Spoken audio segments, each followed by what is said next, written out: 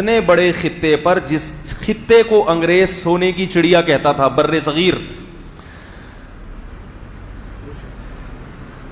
ہر موسم ہے یہاں پہ، ہر قسم کی پیداوار ہے، ہر قسم کے معدنی ذخائر، اتنی دولت تھی بر صغیر میں کہ عالمگیر بادشاہ رحمت اللہ علیہ نے ایک دفعہ ارادہ کیا کہ میں ہندوستان کی دولت کو سرکاری سطح پہ گننا شروع کرتا ہوں. عاجز آ گئے.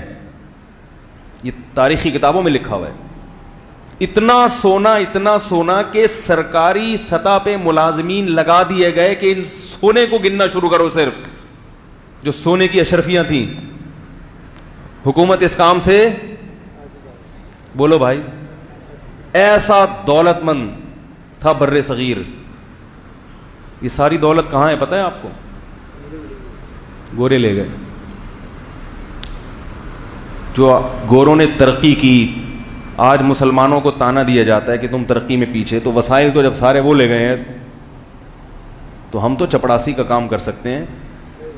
بھائی جس کے پاس پیسہ ہو ترقی تو وہ کرے گا نا.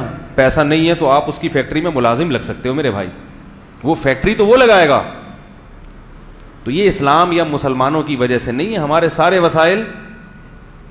تو تنزل کیوں ہوا؟ ہمارے حکمرانوں نے ایسے کام کرنا شروع کر دیے تھے جن کی کوئی لاجک، بولو بھائی. خلافت عثمانیہ کے خاتمے کی وجہ بھی یہ بنی. جب تک لاجک سے چلتے رہے اللہ کی مدد بھی ہوتی رہی. اور ہم نے 700-800 سال دنیا پہ ترکوں نے حکومت کی ہے، بہت بڑے خطے پر.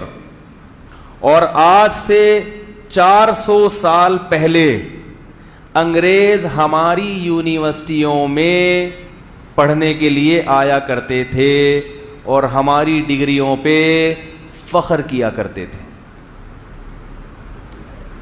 نہیں آ رہا؟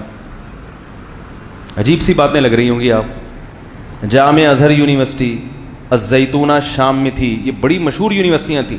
400 سال کوئی زیادہ پرانا عرصہ نہیں ہے. اور میں نے ایک بیان میں گورے کی کتاب کا حوالے کے ساتھ اس کا ایک حوالہ پیش کیا تھا، جس میں اس انگریز نے لکھا کہ اگر مسلمان سائنسدان پیدا نہ ہوتے تو آج انسانیت جس ترقی کی انتہا پر ہے، اس انتہا پر آج سے کم از کم 500 سال بعد جا کے پہنچتی.